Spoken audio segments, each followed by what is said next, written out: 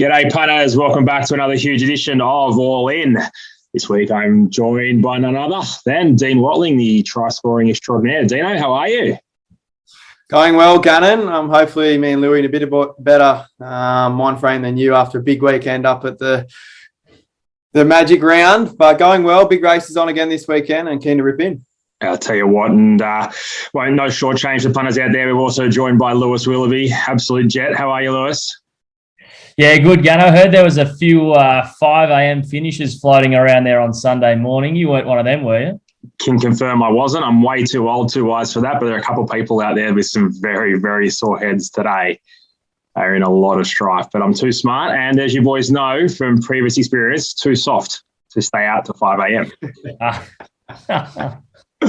Righto, lads, big weekend. If you remember any of it, I remember parts of it. We went to Eagle Farm because Doomben was very, very wet and the track played all right. Just quickly before we chat about Doomben track this weekend, how did you find Eagle Farm, lads? What were your thoughts on the track? Initially I think the pattern throughout the day established it was hard to make ground, probably not because of the track, but because of the kickback. A few jockeys come back saying it was very hard to see him behind horses. I think Jamie Carr even asked the presenter how she rode the horse because she couldn't see herself in the last 200 metres. But on pace, which I think we've all established, if you're going to back horses and you want to be successful, you've got to be backing those up on pace. More times than not, it's advantage up on pace. But there's a couple of sneaky runs, but all in all, I thought it played great with the amount of rain they had. Outstanding. We head to Doomben on Saturday. Louis, any inside word for up at Doomben, mate? Any ideas? Obviously going to be a bit wet up there. Any thoughts on how the track will play, buddy? Yeah, I had a look at the forecast. It doesn't look great again, but it's just part and parcel with racing at the moment. Go from Sydney through a whole carnival in the wet, and now you're just up to Brisbane and it's wet again. So, we should all be used to it somewhat at this stage. And again, after we said last week, remember that it got the carnival got canned back in 2020 because of Corona. We just hopefully that the weather holds up and we can just get through it because it is good for racing and it's good for racing in Brisbane if we can get the carnival run on one. So, look, no idea how it's going to play at this stage, but it'll probably be heavy again.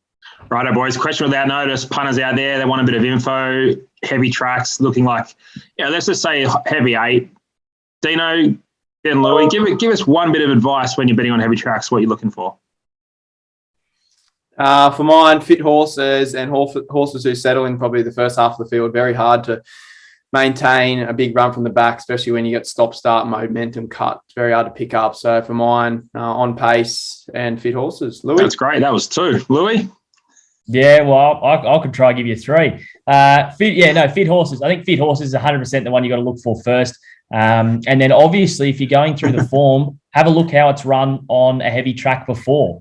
It sounds very obvious, right? But it's a bit of a horses for courses thing. If they've shown they've handled it in the past, and they're more than likely going to handle it again if they're in the right stage of their prep. So yeah, fit and previous record on the heavy. There you go, punters. And at least they didn't throw you a bum steer and say back the great fair dinkum. Can we give that a spell? Righto, boys. I'll tell you what, there was a horse that went around and it was deemed probably an overbet by quite a few so-called experts, but a couple of us did chime in. Marzu, did it do enough to impress you for the Everest? Dino? I think so. It's always impressive when they have that tail end of an autumn campaign and then they sort of prep up for another big race like that. I think it has merit, had a peach of a run, but at the same time, never looked like it was going to win that race and dug in. And we probably forgot it's a 3-year-old too. The 3-year-olds really haven't stacked up. So it's nice to see a 3-year-old stack up and brave to the line around some good horses, Palele and on Trevier. So impressed me for sure. Louis? Yeah, the thing I liked about it in terms of, is it an Everest? Well, it is an Everest horse now because it's in for the next 2 years. But I thought the best part about the win was to hold off that other horse across the line. It was really, really tough across the line. Whether or not you're going to be a top-line horse and compete for the Everest, whether you're going to be in the finish of the Everest, let's say it is in the finish of the Everest, that's going to be a major key for it because you know that it's tough. You know it's a line finder, it's a line chaser. It wants to hit the line. It wants to hold them off. So if it gets into a position where it can be in the finish for the Everest, you probably want to have a few shekels on it because it's clearly a tough horse. So, I thought it was a good run. But the Everest, 2 years in Everest slot, It's a big call to lock it in, Gannon. There'll be a clause. A big old fat Santa Claus. Don't worry about that. Yeah, but I thought the run was good. It did enough to, to impress. And if he did sign it up, he wanted to see it winning. And he's strong. I tell you what, there was a pretty good performances in behind it as well. Yeah, 100%. Now, also big news during the week and somewhat contentious. It's very elegant off to France, but not under the care of Chris Waller. It's being transferred to a French trainer. And then it came out a day or so later that a majority of the ownership group are also then selling out now that it's going to France. So it's all kind of going bums up in a sense. It's good that I guess that she's going over there to contest the Arc, which, let's be honest, the Arc I think is the world's greatest race. That's my opinion. You guys can differ or whatever, but I personally think the world's greatest race is the Arc. So it's good to see her over there contesting it, but clearly there's a bit of, people think yes and people think no. What do you guys think, Dino? Yeah, I think it's great they're taking on the world. I think we were begging for that with Winks or another couple of Aussie horses. We love when they go overseas and tell up those UK who think they've got the best horses under the sun. Bit interesting, the ownership group, the original owner jumping out, but I read a report this week about the trainer that she's going to, and by all reports, he's a like for Chris Waller, looks after his horses. They come first, really looks after them in their preps, recovery. So I think if she's not right over there, she obviously went out in the Queen Elizabeth here in Australia. It was a terrible run, laid in badly on the bend. I don't think we've seen that from her for a fair while. So exciting. Her best two runs were over 2,400 in Australia. So if they can get her up and going over there, props to them. I'm just happy she's going to a good trainer. Gannon? Mate, honestly, not much more to add. Send her, let her run, do your best, girl. We'll be cheering. If you're not cheering, give yourself an uppercut. I'm not cheering. I'm not. I'm going to go the other way. I'm seriously, I'm not. I think it's a crazy decision. She's not at her best. That's pretty obvious that she's definitely not at her best. She hasn't come back from the Melbourne Cup campaign to be at her best. That is the world's greatest race. You need to have your horse at the best. The fact that the breeder and a few of the other owners are selling out, Chris Waller won't take it, sends it to another trainer. Nah, leave me out of it. I think it's insanity that she's going over. If she goes over there and gets belted 100 lengths, all it does is give the Pommies more fuel to their fire to say that, well, we've got the better horses than you guys. I think it is insane that she's going. Not for me. All right, young fella, well, you're entitled to your opinion, and when she cuts out there and she's competitive, we'll hold you to that. Now, I'll tell you what, before we get going, there was a horse that made up significant ground in the 10,000, and I think young Dino might have tipped it up on Trivia. Yes. It had to be the horse to follow, didn't it? Yeah, like I said, nothing really made ground all day. Probably the key to her was out wider, not having that kick back, but for a first up run Australia, that was absolutely outstanding. I don't think you'll see a better run all day, and I think we can back her following this prep in that run for sure. And the Kiwis seem to be firing. They've brought a fair few over this time in, so we better be careful with them the next couple of weeks, I think. Yeah, 100%. It was the blinking lights run, wasn't it, Dino? It's a one to follow there for sure in what was a good Saturday program from Brisbane. Speaking of Saturday, let's fast forward in time and focus on this Saturday. We've got 4 races from Queensland and then obviously the Group 1 Goodwood from Morphettville to get through. Let's start in Durban. Of course, we've got a heavy 10, probably likely. That shouldn't come as a surprise to any, as we were just talking about. Let's start with one of the features of the program, and it's the BRC Sprint. And favourite on the tab futures is Buffalo River at $4.50, Emerald Kingdom at $7, Soxagon and Taxu at $8, and at $9, Oscar Zulu and Yamazaki. I'll come to you first, Gano, for the BRC Sprint. Who's on top? I got Taxu on top. I think it's a horse that likes the wet tracks. Races on pace. I think they're the 2 options, also 2 boxes that we want to tick, betting early in the week. So for mine, Taxu at the $8 is most definitely a bet. There's a couple of horses here. I think I see Nudges there. I really like Nudge for a race later on in the day. I can't imagine it going around this race. The Blondale sort of pretty decent last start, but Dawn Passage, not sure how it's going to go on the wet track. So for mine, Taxu is a bet at $8. Yeah, it's interesting what this track's going to do. I know it's a heavy 10, but the forecast suggests we might get a little bit of sunshine, I should say. So if we get back to that soft sort of range, I think Oscar Zulu, punters, if you get a chance this week, jump on, check out the replay from the Takeover Target Skates at Gosford. It was a tragedy in behind and ping ball machine, sorry. We know it's a horse who proved second up to, has a great second up record. Figures suggest that.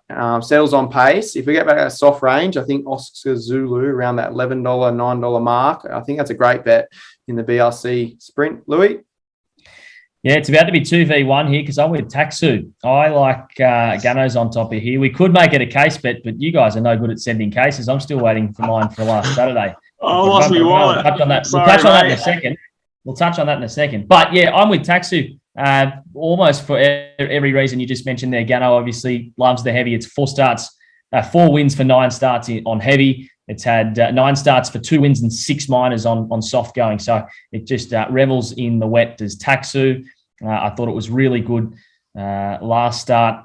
And then it's had a little trial in the interim just to tick it over. That was a good, handy race there at Randwick as well. And it put them to the sword, led throughout and won by almost 5. So, yeah, keen to see it up in Brisbane. And it's Taxu for mine. So good luck, Dino. You'll probably be right compared to us because I'm no good. Gannon might be a bit better, but luck's on your side here, Dino, that I'm not with you because I'm bringing them down at the moment if I'm siding with people, I reckon. I do better when I take you both on. That's what I think anyway. We'll send you, mate. We'll send you your case soon. It's just obviously they've got that Eastern Suburbs tariff that we have to pay off before it makes it to the other side, mate. Yeah, that's right. All right, next to them, Lord Mayor's Cup. This is an interesting race. Elias is the favourite with the tab at 350. Hopeful at 450. Huetor, it's doubtful, but it's in the market at $6. And then Stardom or Stardome is the last of the single figure runners. It's an $8 chance. Irish Sequel heads the rest at $11. Dino, do you have any opinion in the Lord Mayors? No real opinion here, Louis. I'll throw to Gannon. 2,000 metre plus races are his bread and butter. So, Gannon, take it away. That's a stitch up. I've walked into one there. We've had this discussion and don't touch them. But I tell you what, if you are going to have a bet here, there is an angle. And the angle will be with Irish Sequel getting back to Queensland.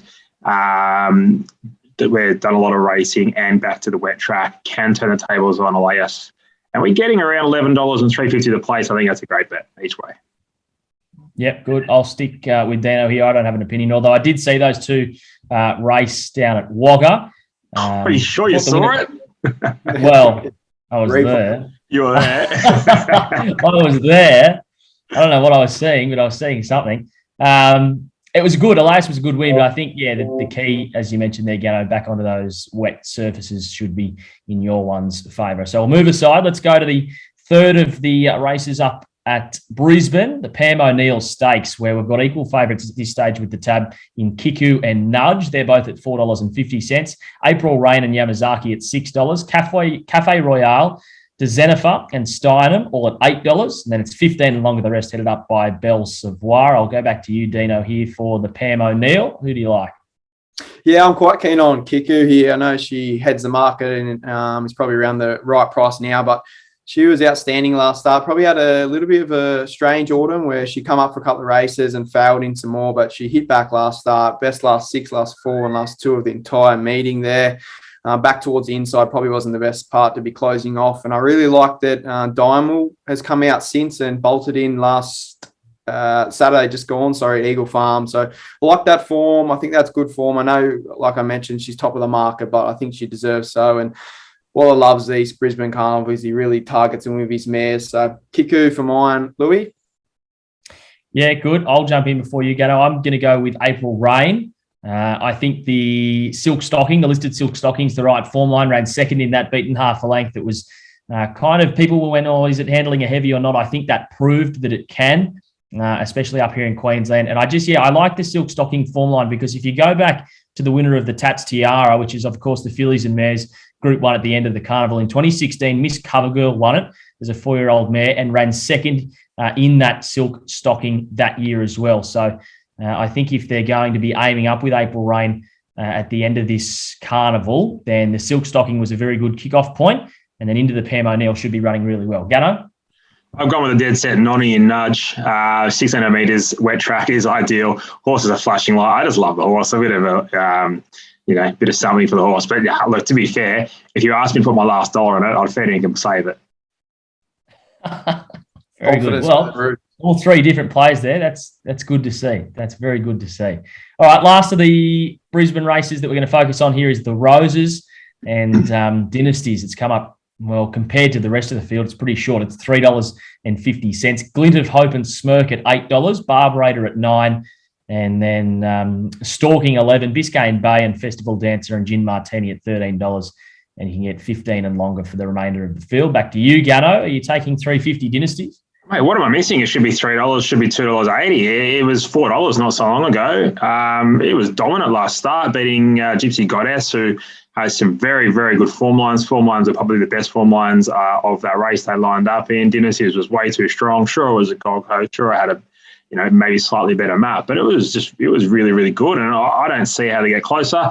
Dino might give me a different angle, but keen to hear. I'll give you 0 angle, Gannon. All I want to know is how many units? 150, 257? How many units are we playing on? I'll put 6 units and 12 hotels on, mate. Didn't we figure this out last week? Monopoly money or what? Fair dinkum. Max bet 2 units. There you go. You can have it. You don't like it? I'm going to go Glint of Hope, who was one of about 900 horses that I backed in that Group 1 Australasian Oaks, and it was lucky enough to win. I liked it to win. It's untried on a heavy, but 3 starts on a soft for 3 minor placings. I don't think it's going to be too far away. It's coming off a Group 1 win, and I like the fact that they've brought it up to Brisbane, and I like it's in the market at $8. So no knock on Dynasties at all, as you mentioned, Gunnar. You think it should be shorter, and that's probably true. But Glint of Hope, why not? $8. It did the job for me last time, so let's go again. Well, just as a general rule, how does the SA form stand up going to Brisbane? Is it something that you see much of? Yeah, you do. If you give me a sec here, I can go back through, especially a few winners of the Stradbroke. So Under the Louvre ran second in a Goodwood. Then you've got Santa Ana Lane, who, of course, won the Goodwood and then came to the Stradbroke. So, it's quite interchangeable. It's funny. You see some of them maybe can start in Brisbane and go down to Adelaide if they're probably not at the mark. I think the Adelaide Carnival, just by rule, is a touch easier than the Brisbane Carnival. So if they start up in Brisbane and they're just not finding the mark, send it to Adelaide, and vice versa. If you're running really well in the Group 1s in Adelaide, bring them up to Brisbane. Why not try and search for some riches before the carnivals all across Australia really wound up and you can't go again till next spring. So it's not bad. They can be quite interchangeable for sure. Well, speaking of, there we go. The Goodwood. Let's get to that. This is the feature at Morphettville, the Goodwood, and in the boat. Geez, it's a winning machine at the moment. $5. Extreme Warrior at $6. Behemoth at $9. The Astrologist in the Inferno at $11. And then Showmanship is a $13 chance, 15 and longer the rest. Gano, do you have an opinion on the Goodwood? Yeah, I do. September Run's a big price. Can someone explain it to me? You stole mine. That's my bet. You're joking. We're done. Yeah, I want September Run. Runners, grab that big black extra and just can't win. Can't win. Look, I'll stand down. Lewis Willoughby, over to you. Yeah, the reason I like September Run is the way that the Morphettville track played last Saturday. It was very fair, but in the main races, a lot of them were coming from the back. It was clearly no disadvantage to be behind midfield. I think In the Boat's going to go forward, and Extreme Warrior can be up there as well. They're going to set a really cracking tempo. I think this is going to be a hard run race. I love a swooper on the main circuit at Morphettville in a Group 1, and that has to be September Run. Everyone wrote it off, including myself. I don't know if publicly, but definitely in my head I did, that I thought it was gone. Then it came out and won the Group 1 at Moonee Valley. It's been kept up to the mark since with a few jump outs, and I think that pattern in this Group 1 sets up perfectly for September Run. If it can hold its form, it might come out and do nothing, and we just go, we've all been sucked in again. But yeah, I'm with you. $17 you're getting on the tab, all in market. I think it's an insane price. Dino? Great bet. Yeah, can't argue with your two opinions there, and I'd like to see Gannon stealing tips again. But for mine, I'll match your swooper with an even better swooper, the Inferno. Just quietly, I think the Quick Ground stable's going very well. Your Pet was an enormous run last weekend. I think we've Clear Air probably a touch closer, or if we can settle a bit closer, it probably wins that race. But it was huge last start. Go back and have a look at that replay. The figures of this horse can produce on its best day, win this race. And like you mentioned, Louis, there's an absolute stack of speed. We've got this Astrologist, In the Boat, Extreme Warrior, Snap Dancer. There's a stack of them going forward. So a really key point that you've made there to punters that we'll be looking for swoopers here. I think the Inferno fits the boat perfectly. And just quickly, Gannon, I want to get your opinion. Extreme Warrior, $6. I think it won last start. It was a short price, but it didn't blow me away. What are your thoughts on that? Surely it's got a drift. Past drift.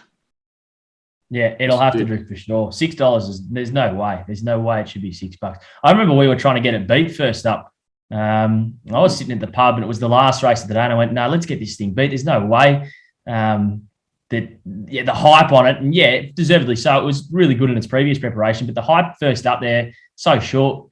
We didn't get it beat, but it didn't win by much, did it, Dino? It was not the real convincing win that you would have expected. Seeing it's already signed a stud deal as well. Exactly. So yeah, it's almost like I'm just really keen to be against it this whole preparation because they've already ticked off on the career after racing. You know. Oh, I think it's a great angle, Louis. I love it. I think it's a great angle, and that's part of punting, isn't it? Finding those angles and. Away we go. Job's done pretty much for everyone concerned. Now they got to go win a few races, but you know, who knows? Boys, we didn't touch on the Doom and Cup. Looks like a foregone conclusion. Rizaki $1.50. One thing I wanted to throw out there just quickly: Polly Gray $2. Fair income place bet of the week, week, probably the year. Anyone agree or disagree with those statements? Agree. I thought you poo-pooed the idea of Greys going well in the wet. Yeah, no, fair call. $2 great. $2 great price. Love it. All right, boys, to finish up, we're just going to give our best all-in plays. I will lead the way. Dynasties for mine, $4. I loves the wet. We'll handle it, relishes it. Our best horse in the race, think it wins. Louis, what do you got? September Run. Give it to me. $17. Goodwood, 100%, $17. And it's $5 a place as well, which I just think is insanity. Like, if you're right, Dino, let's say the Inferno does swoop better, and it is a swoopers race, therefore, how it won't finish second or third, or if you get fourth and you've taken $5, you've probably done pretty well, to be honest. You've gotten very close. So each way all day, September Run. Dino. Mine comes up in the BRC Sprint, Oscar Zulu. I think second up horse. As long as that track dries out, I think this horse would be running very, very well around that $11 price. So if we can get any one of these home fellas, I think the punters will be cheering. Tell you what, boys, there's plenty of value out there. Punters, do us a favour, jump on, subscribe to the YouTube channel, send some comments out there. We're working on a multi. We're getting close to it now. Next week, hopefully we'll have a big multi to go ahead with and get you guys all involved with. So we can't wait to get around it. Get around the show. Boys, thank you very much. Wednesday Best Bets coming up. Stick on, stay on for that. But thanks for your efforts now. Good luck. Giddy up. Cheers.